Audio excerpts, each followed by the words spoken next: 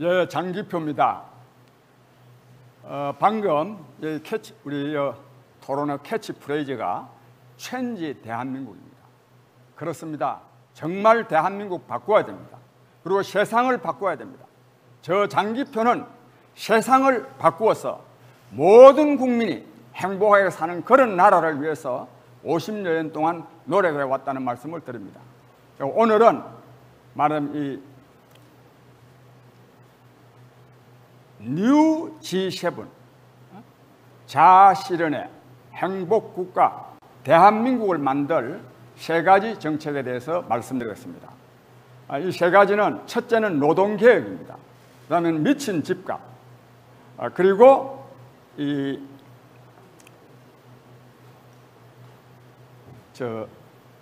주사파입니다.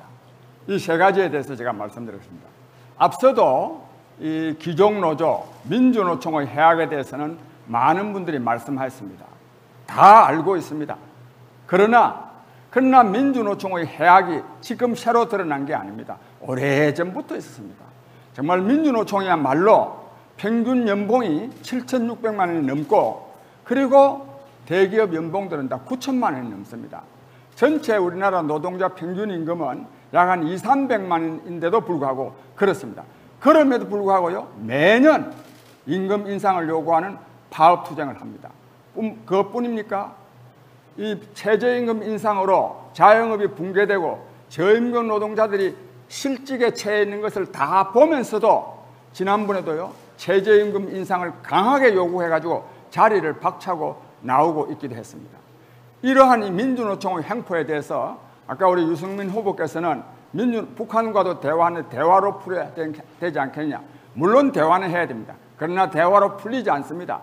저는 그래서 민주노총 이 횡포를 혁파하기 위해서 다음 세 가지 정책을 제가 제시합니다. 첫째는 기업에게 인력 운용의 자율성을 보장해야 됩니다. 기업이 신규 인력을 자유롭게 채용할 수 있도록 해야 됩니다. 그래야 청년 실업 문제가 해결됩니다. 이것을 방해하는 것이 민주노총인데, 이에 대해서는요, 법에 의해서 엄격하게 저는 제재를 가해야 된다고 생각합니다. 그다음에 두 번째로는 민주노총 조합원은 전체 노동자의 5%밖에 안 됩니다. 그런데도 불구하고 경제사회노동위원회, 중앙노동위원회, 최저임금위원회에 민주노총 대표들이 그 노동자를 대표해서 갑니다. 이거는 전혀 옳지 않습니다. 저는 그래서 이러한 위원회에 민주노총 대표가 그 위원으로 참여하는 것을 저는 막아야 된다고 생각합니다. 그 다음에 이 민주노총은 걸핏하면 정치적인 요구를 합니다. 이분이 10월 20일에도 아주 정치적인 요구를 내걸고 투쟁하려고 합니다.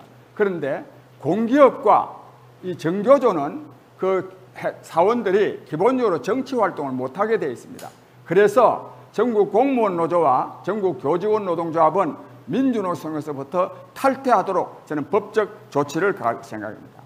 다음으로 두 번째로는 미친 집값입니다.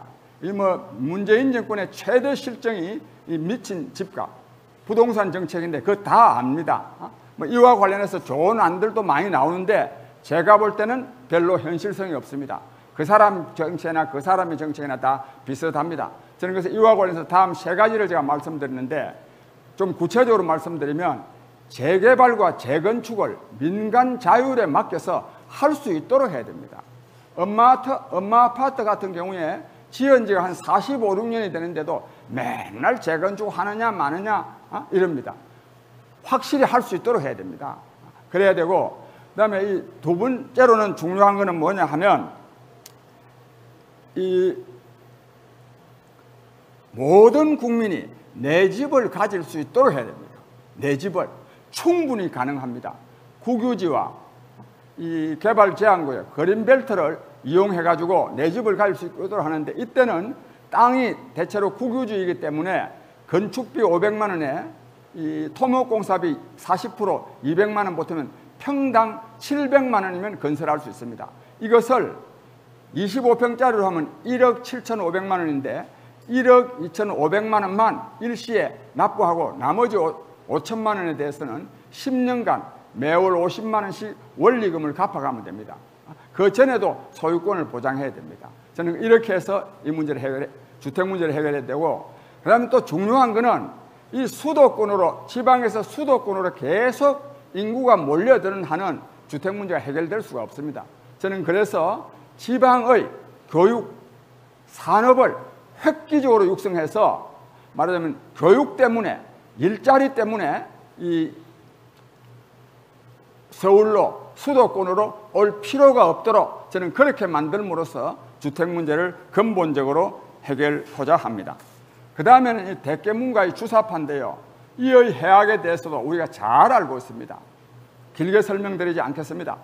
이 사람들 때문에 북한의 핵무기 보유가 정당화되고 그리고 대한민국의 국가안보가 실종되고 있습니다. 이걸 저 장기표야 말로 이걸 혁파할 수 있습니다. 존경하는 국민 여러분, 아까도 말씀드렸지만 우리 사회가 지금요 너무 난장판입니다. 이 세상 바꿔야 됩니다. 그런데 바꾸면요 정말로 잘 살 수 있는 시대입니다. 과학기술의 혁명적 발달로 말미암아서 물질적인 풍요를 누릴 수가 있습니다. 그리고 정보통신수단의 획기적 발달로 이 국민의 사회 정치의식이 굉장히 고양될 수 있습니다. 물질적 풍요, 사회 정치의식의 고양. 우리는 모든 국민이 정치적 자유, 사회적 그리고 경제적 풍요를 누리는 가운데 자기가 하는 일에서 자아실현의 보람과 기쁨을 누리는 그런 자아실현의 행복국가를 건설할 수 있습니다. 저 장기표는 이러한 나라를 만들 보관을 확실히 갖고 있기 때문에 이번 대통령 선거에 나섰습니다. 존경하는 국민 여러분, 저 장기표에게 많은 지지와 성원을 보내서 모든 국민이 자아실현의 행복을 누리는 그런 나라를 함께 만들어 가실 것을 간절히 호소드립니다. 국민 여러분, 거듭 호소드립니다. 감사합니다. 네, 감사합니다. 장기표 후보의 7분 연설이었습니다. 이어서 질문해 주실 분은요, 박찬주 후보님이십니다. 부탁드리겠습니다. 네, 말씀 잘 들었습니다. 정말 공감이 있었고 그 다음에 큰 내공도 느껴졌습니다. 제가 장기표 후보님께는 이런 질문에 대해서는 정말 어떤 생각을 하고 계실까 하는 그 굉장한 궁금증이 있었는데, 지금 문재인 정부가 임기 내내 시종일관 대북 불정적인 자세를 견지해 왔는데, 이러한 문재인 정부의 자세에 대해서 우리 장기표 후보님께서는 어떤 평가를 하고 계신지, 그리고 앞으로 대통령이 되신다면 대북 관계를 어떻게 이끌어갈 것인지 거기에 대한 답변을 부탁드리겠습니다. 예, 문재인 정권의 이 대북 굴종적 자세에 대해서는 뭐 더 설명할 필요가 없습니다. 계속 짝사랑합니다. 그 결과는 뭐냐? 남북 관계 오히려 파탄입니다. 파탄이고 더 또 참혹한 계속해 주시면 결과는 되겠습니다. 뭐냐 하면 북한으로부터 미친 개가 더 요란하게 짖는다. 삶은 소대가리가 앙천대소할 일이다. 완전히 뭐 떼떼니 뭐 태생적 바보니 하는 이런 소리나 듣고 있습니다. 그런데도요 항의 한마디 못합니다. 항의 한마디. 정말 국제적인 망신입니다.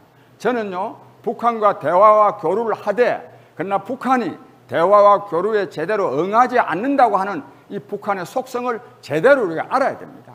알고 제가 긴 시간 말씀드릴 수 없기 때문에 국가안보가 중요합니다. 국가안보를 위해서 핵무기를 보유해야 되고, 그리고 자주국방을 위해서요 군사비를 충분히 확충해야 됩니다.